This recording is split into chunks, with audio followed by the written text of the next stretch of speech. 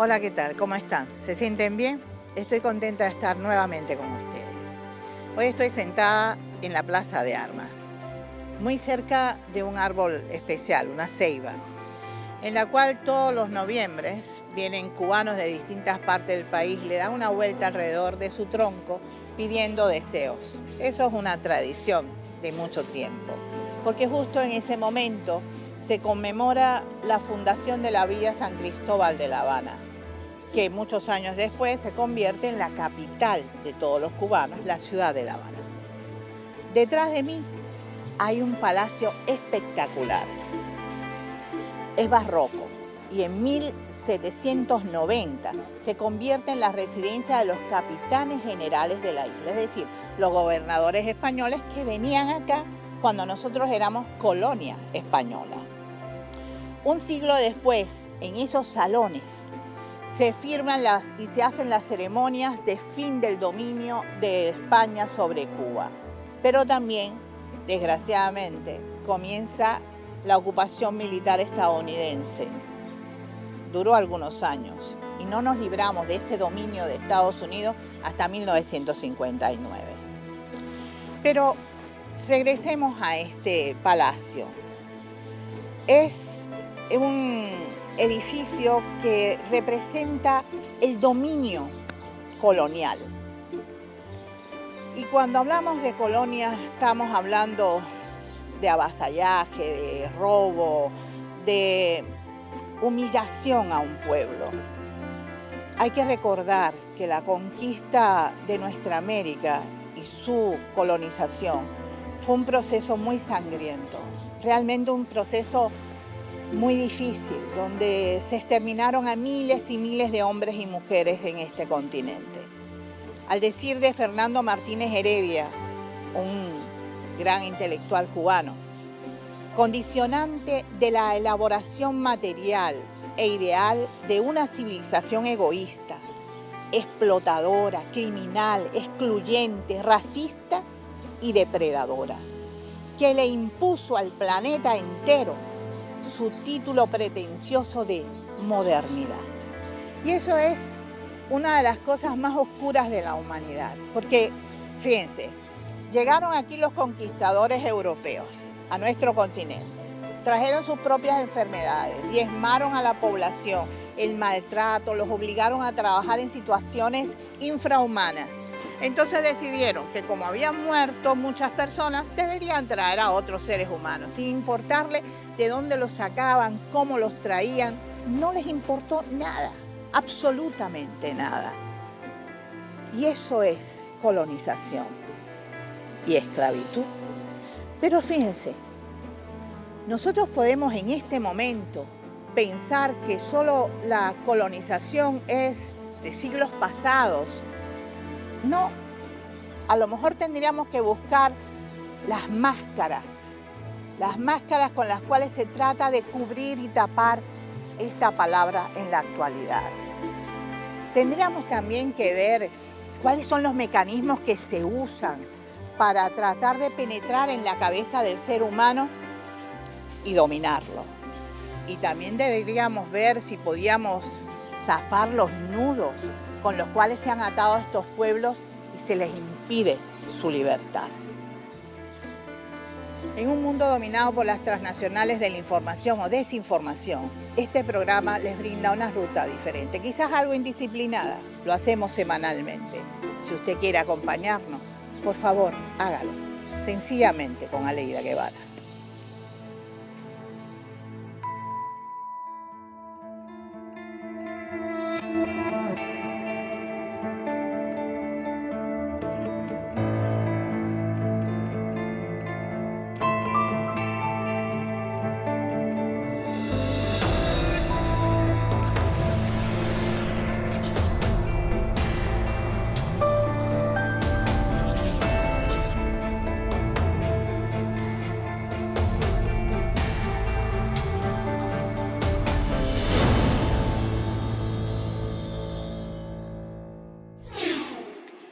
En el imaginario popular queda bien clara Cristóbal Colón, su tripulación y el vigía Rodrigo de Triana, ¡Tierra a la vista! Pero lo que sí no queda claro para nadie es qué pensaron los habitantes de esta tierra cuando vieron llegar esos barcos tan grandes para ellos que venían surcando el mar y que supuestamente creyeron que habían descubierto un nuevo mundo. ¿Un nuevo mundo? ¿Qué descubrieron? Yo creo que fue un encuentro entre culturas diferentes, porque ya en este continente existían poblaciones como las mayas, las aztecas, los incas, tenían ya desarrollo y otros pueblos que también tenían sus propias culturas y que en algún momento han comparado estos desarrollos culturales con el norte de Europa de aquella época. Por tanto, descubrimiento no hubo. Sí. Lo que sí hubo fue una ofensiva coloniales que arrasaron con nuestros pueblos. Porque claro, ellos venían con la pólvora, caballos, armaduras, y cuando había una población que se sublevaba, las aplastaban, arrasaban con ella. Eso es la colonización. Pero la oleada de procesos independentistas que arrancan en América desde fines del siglo XVIII y principios del XIX va a expulsar a las metrópolis europeas del territorio en la mayoría de los casos. Pero si bien significó un importante paso de avance histórico al conseguir la emancipación política, no fue capaz de modificar las estructuras económicas y sociales coloniales. Cuba obtiene su independencia de España tardíamente, a finales del siglo XIX. Estos óleos que me rodean tienen las imágenes de los patriotas que lucharon por esa independencia, hasta las últimas consecuencias. Detrás de mí está la bandera, la original bandera que se hizo hace más de 150 años para comenzar esas luchas por la independencia de Cuba.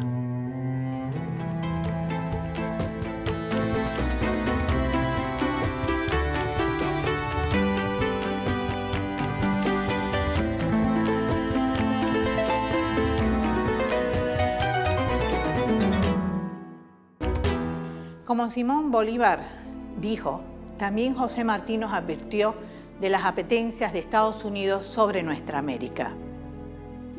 Puerto Rico y Cuba fueron las últimas colonias españolas y esa dominación fue sustituida precisamente por Estados Unidos de Norteamérica. Nosotros nos liberamos de ellos en 1959. Desgraciadamente, Puerto Rico continúa bajo el poder de las alas imperiales.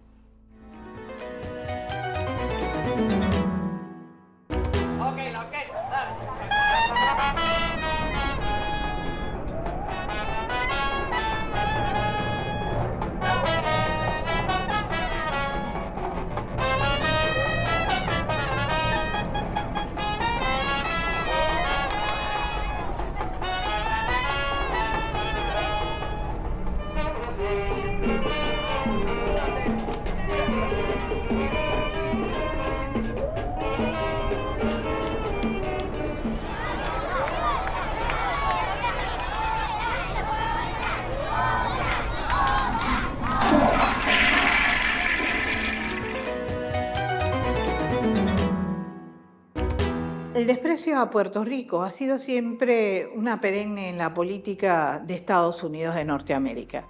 Y esto se reaviva ahora porque ellos están usando una base naval dentro de la isla de Puerto Rico precisamente para apoyar todas sus actividades militares en el Caribe. ¿Cuál es la justificación? Dicen que están luchando contra el narcotráfico. Pero fíjense ustedes, la propia Administración para el Control de Drogas, DEA, según las siglas en inglés, dice que el mayor tráfico de drogas existe en el Pacífico, no en el Caribe. ¿Dónde tendrían que estar esos barcos? Deberían estar en las costas de Estados Unidos, que son los mayores consumidores.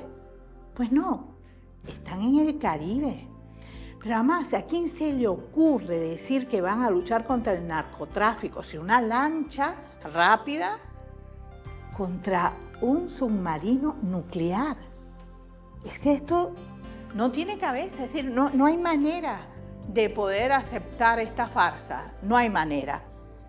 ¿Cuál es el objetivo? Venezuela. Claro, también le hacen daño a México, le hacen daño a Colombia y a nosotros en el Caribe.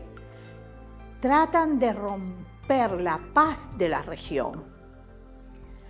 Pero el pueblo de Venezuela se ha puesto bien firme y está luchando por esa paz junto a sus Fuerzas Armadas que están totalmente activas. Los gobiernos de la región han levantado en su mayoría las voces contra esto, incluyendo a Naciones Unidas, que ha demostrado y ha dicho que no hay manera de justificar lo que Estados Unidos está haciendo. Han asesinado más de 60 personas con la única justificación que van a golpear al narcotráfico. Pero ¿cómo es posible aceptar esto? Es un asesinato lo que se está cometiendo. En fin, ¿qué estamos viendo? ¿En presencia de qué estamos? De una estrategia colonial, imperial, basada en la política de fuerza, donde vuelven las cañoneras, si es que alguna vez se han ido.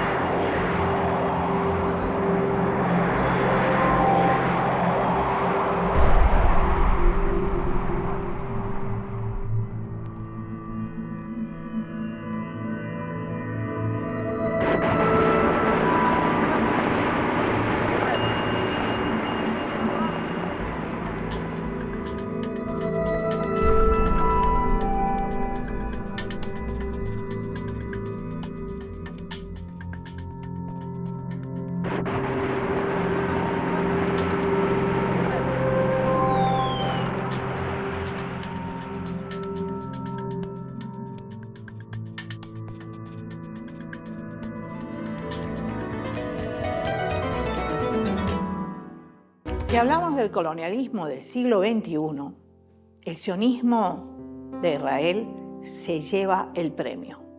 Lo que han hecho contra Palestina es un desastre total. Y es quizás la expresión más descarnada de ese colonialismo. Se roban sus tierras, desplazan a la población, tratan de desaparecer la cultura de ese pueblo. Pero además de eso, tratan de destruir a las mujeres y a los niños, que son la semilla de la vida y del futuro.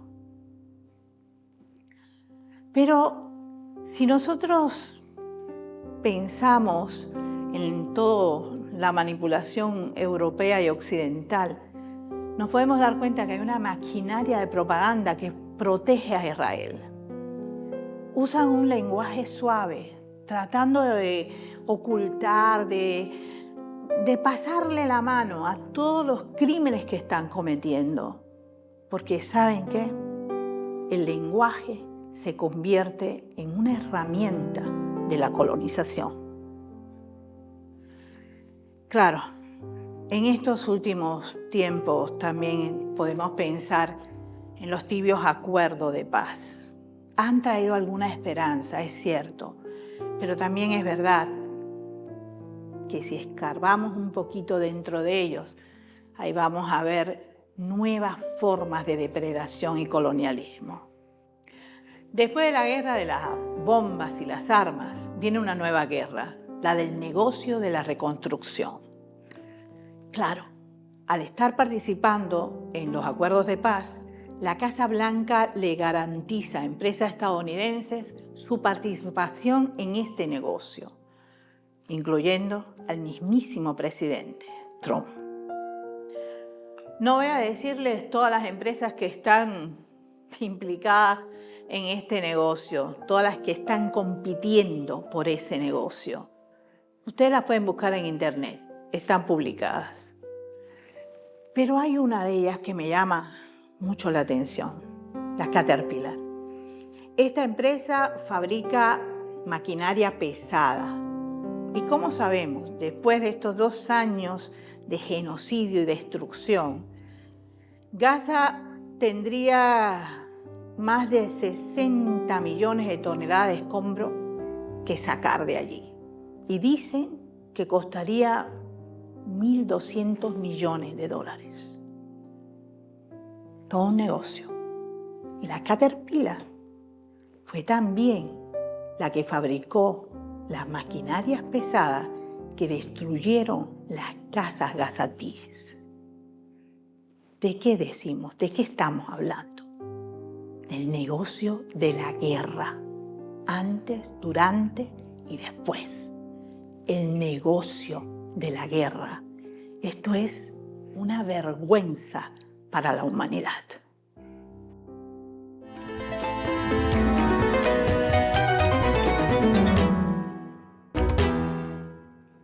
Hoy vamos a conversar con un gran amigo, un compañero que es el hijo de un hombre que yo quiero muchísimo, porque, bueno, me crié junto a él también y fue compañero del Che en su primer viaje por América Latina. Alberto Granado llega a Cuba después y mi papá lo recibe. Él venía de visita, solo a verlo. Pero el Che le dice, no, tú te quedas.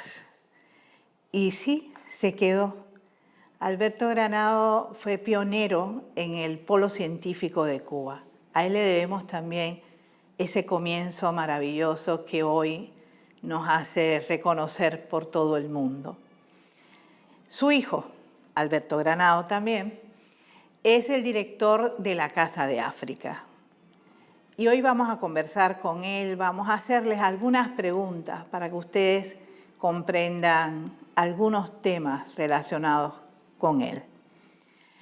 Alberto, muchas gracias por estar aquí. Gracias a ti, Aleida. Es un gusto poder estar compartiendo este programa.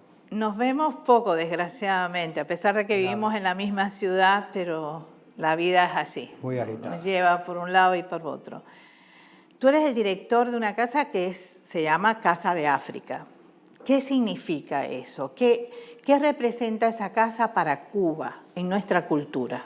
Bueno, es una institución cultural, es un museo que tiene una gran importancia para, diría yo, la historia, la cultura y la identidad de los cubanos. Es un museo que tiene precisamente esa visión de identificar y visibilizar al continente africano. Es una institución con un gran valor en cuanto a la divulgación de esa África que hay veces no conocemos o que no estudiamos en la escuela, que es esa África precolonial, que es también esa África de los grandes reinos, de los grandes imperios, de las grandes civilizaciones. Hoy ya la ciencia ha demostrado y nadie en el mundo puede negar que la humanidad nació en África. Por lo tanto, el primer poblamiento y las primeras civilizaciones estuvieron en el continente africano. Y eso es lo que empieza a explicar el Museo Casa de África. Y por eso Museo Casa de África, porque es que la casa, la familia, para los africanos y para los cubanos, tiene una gran importancia dentro de esa composición social, dentro de esa composición de la cultura, que de alguna manera también ha influido notablemente en la cultura cubana. Es un museo que, bueno, desde su origen, te puedes imaginar que para que pudiese existir un museo con estas características, la primera condición es que tenía que ser un museo descolonizador, que no se pareciera a ningún museo en el mundo. Y hay veces cuando uno explica esto parece un poco arrogante, pero es verdad, porque el 100% de los objetos africanos que existen en nuestra institución, la única condición que se pidió era que fueran regalos y donaciones de los pueblos de África al pueblo de Cuba. Por lo tanto, ya esas piezas están en la Casa de África hasta el día que los africanos quieran estar. Y eso está claro. Y eso llama mucho la atención, porque pueden haber piezas de un valor antropológico, pueden haber piezas de un valor histórico, pero lo que le da el valor a la institución y le llama la atención mucho, inclusive a los propios africanos, es que todo lo que esté ahí está porque los africanos quieren que esté. La otra condición, que ya fue una condición que pusimos nosotros como país, es que esos regalos no los íbamos a mostrar al público muy diverso, por países, porque si no se convertía eso un poco en repetitivo. Y queríamos borrar, también otro elemento descolonizador era queríamos borrar las fronteras artificiales creadas por el colonialismo. Por lo tanto, desde el 1986, un 6 de enero, porque se escogió la fecha bien propicia, 6 de enero, una iniciativa del comandante de la Revolución, Juan Almeida Bosque, que insistió que fuera el 6 de enero, porque era el único día que los esclavizados y esclavizadas podían tener libre tiempo de recreo, de recordar su cultura, de un poco de volver a su identidad originaria y salir a las calles en varias regiones del país, no era exclusivamente en La Habana. Lo que se hizo más visible en la villa de San Cristóbal de La Habana, porque era el lugar donde, bueno, había más cantidad y donde había más cantidad de viajeros también que fueron reportando esto como una gran fiesta y pasó en el imaginario popular de las personas con el Día de Reyes Afrocubanos. Por eso, 6 de enero de 1986 se crea el Museo Casa de África. Alberto, hemos hablado de esclavitud, de cómo fueron extraídos hombres y mujeres de un continente para llevarlos a otros a trabajar como esclavos. Pero, ¿qué significó todo este proceso de colonización para el continente africano? Bueno, en mi opinión muy personal, el tema de la trata esclava fue uno de los genocidios más grandes de la humanidad. Fue un desangre total al continente africano, como bien dices, de hombres y mujeres, porque a veces el propio proceso de esclavitud nos lleva a minimizar esos pueblos africanos donde fueron arrancados hombres y mujeres muy jóvenes, porque a nadie se le hubiese ocurrido traer esclavizados de edades maduras, porque ¿para qué? Si eran instrumentos de trabajo. Eran convertir esos seres humanos en mercancía y de mercancía a precisamente instrumentos de trabajo para trabajar fundamentalmente en las plantaciones, aunque trabajaron en otras labores, pero los africanos lograron demostrar su destreza en numerosos oficios que después fueron transmitiéndose de generación en generación en lo que hoy. Pero la trata es realmente uno de los procesos más tristes de la humanidad. Yo creo que todavía muchos países, el mundo, para decir de alguna manera, está en deuda con el continente africano. Exactamente eso nos enseñó nuestro comandante en jefe, Fidel Castro, cuando él dijo que los cubanos no solamente éramos latinoamericanos, sino que éramos afro-latinoamericanos y que teníamos una deuda humana que pagar a ese continente. En toda esta enseñanza de internacionalismo, de respeto a nuestra cultura, porque aquí nos pueden ver a veces muy blanco a nosotros, pero si nos hacen un examen genético, todos tenemos genes negros, todos. Y yo siempre digo que a mucha honra. Por supuesto. Entonces, con relación a esto, ¿cómo tú ves el compromiso de el Che con el continente africano? Bueno, creo que siempre existió desde el propio triunfo de la revolución, una visión, un acercamiento hacia el tercer mundo, hacia América Latina, pero también hacia África y hacia Asia. Fue una visión de nuestro líder histórico Fidel Castro y no fue por gusto que la figura de Ernesto Che Guevara fuera una de las figuras fundamentales en este acercamiento al continente africano. Y creo que su presencia fue tan fuerte su presencia fue tan importante en esos momentos que ese legado ha llegado hasta hoy.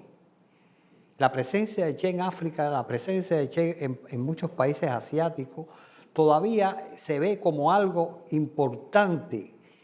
Fue algo importante para lograr la independencia y la descolonización de muchos de estos pueblos, aunque él no hubiese estado ahí, pero estaba su ejemplo. Aunque hizo un periplo grande en los primeros años de la Revolución, y Fidel no escogió al Che, no escogió a Ernesto Guevara por gusto, lo cogió por sus conocimientos, porque en el tiempo que estuvieron juntos en la Sierra Maestra se dio capaz no solamente de su intelectualidad, sino de su carácter y de que siempre iba a decir la verdad. Y creo que esos movimientos y haber participado, por supuesto, en cumbres tan importantes como las que participó, donde hizo análisis críticos al respecto y donde hizo análisis de que no nos poníamos todos de acuerdo, pero la mayoría quería aplastar al colonialismo, la mayoría quería vencer, y que yo creo que eso fue uno de los primeros pasos de unidad, y su presencia en África aún vive. Te lo digo, que he tenido oportunidad de recibir líderes africanos, ya no de la época de los líderes históricos, y todavía la figura de Che está. Y todavía si usted le dice que hay algo que está marcado por la figura de Ernesto Guevara, ellos quieren verlo, porque creo que la presencia de Che en África fue fundamental para la posterior descolonización de muchos de los países de África. Los primeros años de la Revolución, efectivamente, Fidel le da esa tarea al Che, y él viaja, por ejemplo, a los países del Pacto de Bandung. Ahí tiene un encuentro, varios encuentros muy interesantes, muy importantes, que con los años además abriría el camino para ser los no alineados, ¿no? Entonces, en ese, digamos que desarrollo de la vida, el Che, por supuesto, marca un hito en el continente africano. Vamos a pedir un tiempito, un momento, y enseguida volvemos. La política guerrerista conduce a considerar nuestras riquezas como parte de las reservas estratégicas, a ver nuestras costas como elemento de la geopolítica internacional, a pretender por el halago o por la imposición la aquiescencia de nuestros gobiernos a las políticas a desarrollar en los foros internacionales. El peligro de guerra lo permea todo y todo lo corroe: la independencia nacional, la soberanía económica, las perspectivas de desarrollo. Por ello, si la supervivencia de la humanidad, ahora en riesgo, no nos condujera a empuñar la divisa de la paz como el centro mismo de las posiciones del movimiento de países no alineados, nuestras impostergables necesidades económicas nos conducirían también a defender la paz como la primera y más inmediata de nuestras exigencias.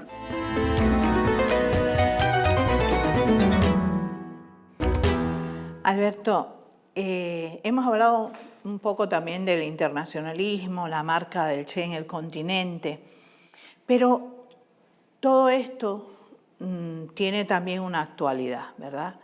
Ahora, nosotros hablamos de esos primeros viajes que él hace, va conociendo algunas zonas, que es interesante todo lo que él describe.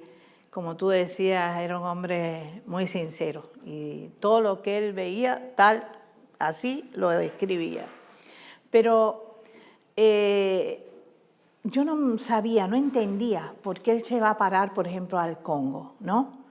Y le pregunto un día a Fidel, yo decía tío siempre, tío, pero explícame esto, ¿cómo fue? Bueno, un problema con América Latina, los partidos comunistas, qué sé yo, y el Congo pide ayuda y entonces Fidel le dice, ¿quieres ir? Y él dice, sí, voy para allá. Y fue como asesor. El libro que él hace en ese momento, que es Pasajes de la Guerra Revolucionaria Congo, es un libro muy denso. Y él lo comienza escribiendo diciendo, esto es la historia de un fracaso. Pero ¿sabes qué? Yo no estoy de acuerdo con él en ese sentido, porque la verdad es que militarmente lo fue, es decir, ellos no obtienen su objetivo, aunque entrenan a muchos congoleses y los ayudan en ese momento, pero no se cumple realmente el objetivo, que era desplazar a las hordas belgas que ya estaban de regreso ahí, que habían asesinado a Lubumba, bueno, en fin. La cuestión entonces es cómo ese ejemplo se va multiplicando con los años. Cuando yo te estoy hablando de esto, ¿qué ejemplos te vienen a ti a la cabeza? Bueno, primero quiero decirte que coincido contigo que viéndolo desde la actualidad, para nada fue un fracaso. Como bien decías, lo que pensaba lo decía y eso fue, desde joven era así, según siempre oí que me contaron. Nunca dijo una cosa por otra. Por lo tanto, lo sintió como un fracaso, pero no creo que haya sido un fracaso, para nada. Yo creo que fue el inicio de todos los movimientos posteriores que existieron en África. Muchas de las personas que participaron, cubanos y africanos, después estuvieron insertos en diferentes movimientos de liberación nacional en Guinea-Conakry, después fueron para Angola, y creo que ese fue el camino para que se derrocara posteriormente, se obtuviese la independencia de Namibia, se derrocara el régimen del apartheid. Creo que el ejemplo del Che en África y en el Congo específicamente fue importante. A lo mejor quizás, si lo vemos desde hoy, podemos decir quizás no fue el mejor momento, no había una gran preparación. He tenido la oportunidad después de conversar muchas veces con Víctor Dreke, con otros combatientes. Víctor estaba claro cuál era el objetivo, pero muchos de los combatientes cubanos no estaban tampoco tan claros en ese momento. O sea, es que ahí comienza a consolidarse el internacionalismo de ese punto de vista. Un internacionalismo que después se abre las puertas, no solamente porque fíjate que ese grupo de hombres, habían médicos, porque la idea siempre era la ayuda también a la población. Entonces esa idea del internacionalismo cubano, que ha sido diferente a todos los demás que han existido, porque es la idea de ayudar, la idea de colaborar desinteresadamente, sin pedir nada a cambio.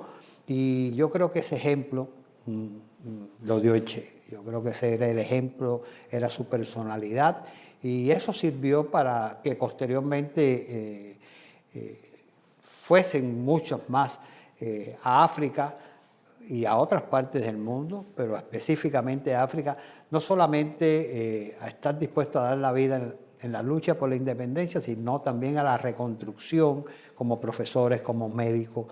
Y cuando uno tiene la oportunidad de ser internacionalista, piensa en el Che, no piensa en otra persona. Es cierto, ¿sabes qué? Me ha pasado a mí también, porque yo soy médico de profesión y tuve el privilegio de poder ir a Angola. Justo este año se va a cumplir 50 años de la Operación Carlota, que se dice muy fácil, pero fueron más de 300.000 militares cubanos, jovencitos muchos de ellos. Algunos hasta decían mentira en cuanto a la edad para poder ir a pelear a Angola. De verdad que eso a mí me llena de orgullo. Como mujer de este pueblo me llena de orgullo el valor del pueblo cubano, pero también la conciencia de que sí le debemos mucho a África, porque nuestras raíces culturales son parte de los africanos. Y si hoy somos un pueblo alegre, fuerte, resistente, es porque somos hijos de africanos. Y eso hay que reconocerlo siempre. Por eso te digo que me sentí muy orgullosa cuando pude acudir a Angola como médico. Pasé 2 años allí. Son cosas que uno a veces no puede ni siquiera explicar, porque Son situaciones que no se deberían vivir nunca. Es decir, un niño es un niño en cualquier latitud del mundo, no importa el color de piel que tenga. Y a partir de ese momento que yo salí de África, salí con dos convicciones muy fuertes.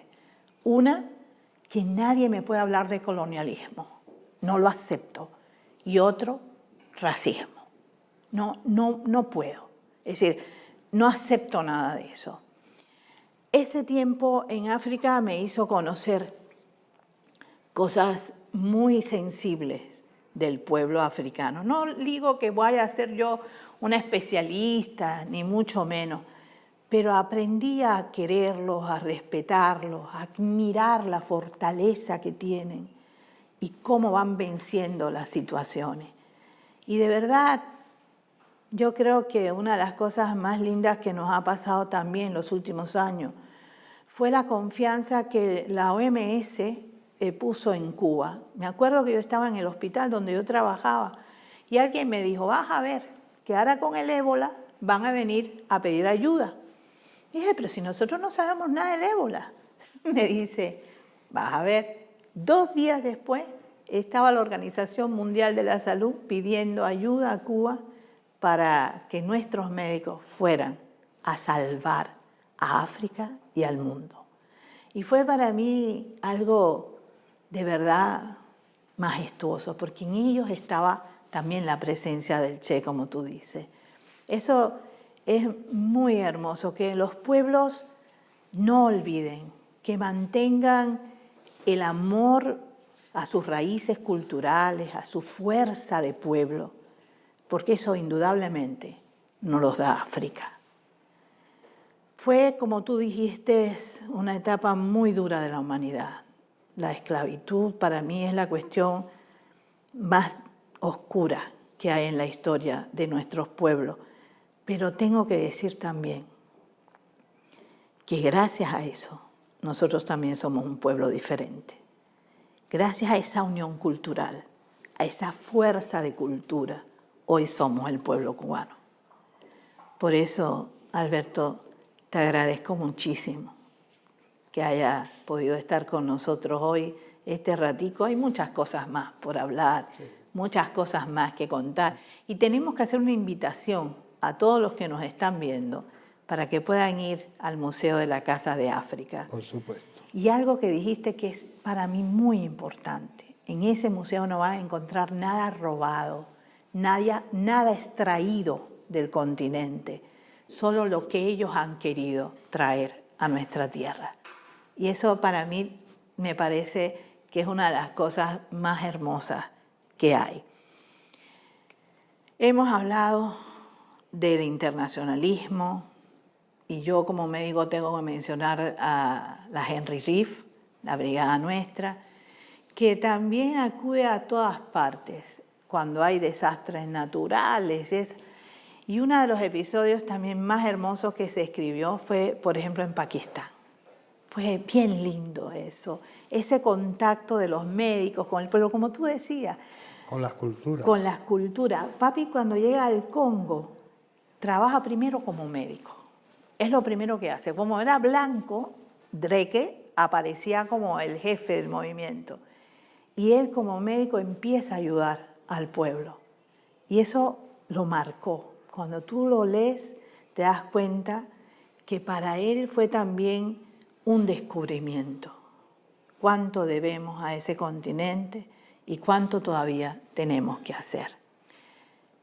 ¿Quieres decir algo más? Sí, me gustaría, en primer lugar, bueno, bajo todo lo que has mencionado, sí, esa fuerza de nuestro internacionalismo. Y cuando hablabas del ébola, siempre explico cuando recibo delegaciones en África, de África y de otras partes del mundo en el museo, le explico el hecho del ébola, porque el hecho del ébola, como bien tú dices, fue un hecho importante. Cuando se detecta esa epidemia, lo primero que hacen las grandes potencias del mundo es aislar a África. Tratar de cerrar todos los aeropuertos, tratar de que no hubiese entrada y salida. Pero como bien dices tú, los médicos cubanos acudieron inmediatamente. Pero digo más, los médicos cubanos ya estaban en África y dieron su vida a una enfermedad que desconocían y se enfrentaron a esos elementos culturales también. Por eso cuando los médicos cubanos llegan a Pakistán, cuando han llegado a los lugares más recónditos, a Brasil, tienen una aceptación con el pueblo, porque nuestros médicos que son internacionalistas también son parte del pueblo y son parte de esa herencia africana tan grande.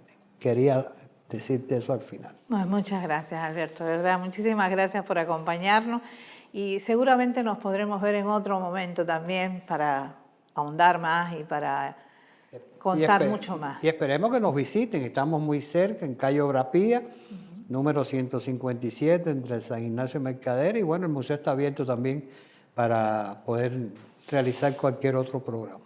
Muy bien, muchas gracias. Gracias a ti.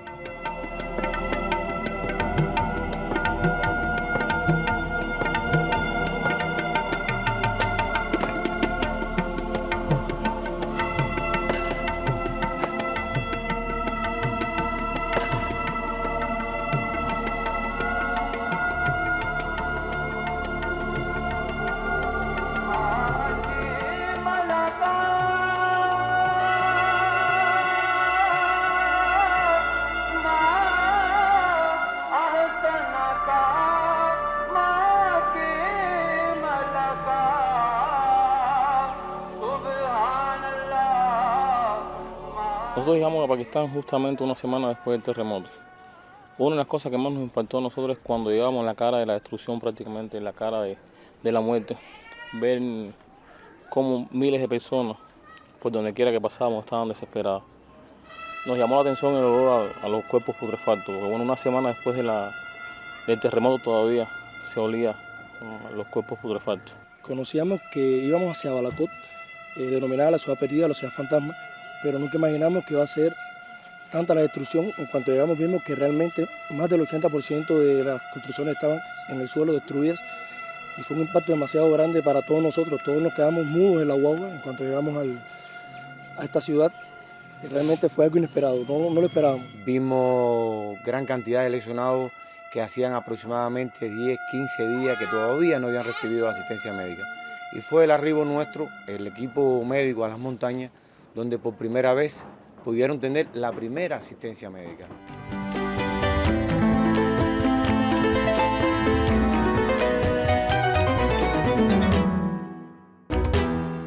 Todo el programa de hoy hemos hablado de colonización, de descolonización y hemos estado acogidos, protegidos por estas paredes. Esto es un lugar, como ya les decía al inicio, impresionante por su arquitectura. Aquí vivieron los capitanes generales de la isla, es decir, los gobernadores españoles cuando nosotros éramos colonia de ellos. Como 60 pasaron por acá. Pero el triunfo de la Revolución, este lugar se convierte en un museo muy especial, el Museo de la Ciudad. Desde aquí, el historiador de la ciudad de La Habana, Eusebio Leal, hace el proyecto de restauración y rescate de todo el patrimonio, lo que permitió que años después el centro histórico de la ciudad se convirtiera en patrimonio de la humanidad. Pero fíjense, lo importante es darnos cuenta que este es el lugar que representaba el dominio de la colonización, ¿verdad? Y sin embargo, después se convierte en un museo revolucionario. Ustedes pueden venir y pasear por esas salas, descubrir un poco la historia del pueblo cubano. Esto que permitió que hoy seamos el pueblo que les brindamos. Esa es nuestra historia y es muy importante conocerla porque fíjense, en la lucha contra la descolonización, la cultura juega un papel muy importante y la cultura está relacionada íntimamente con los símbolos.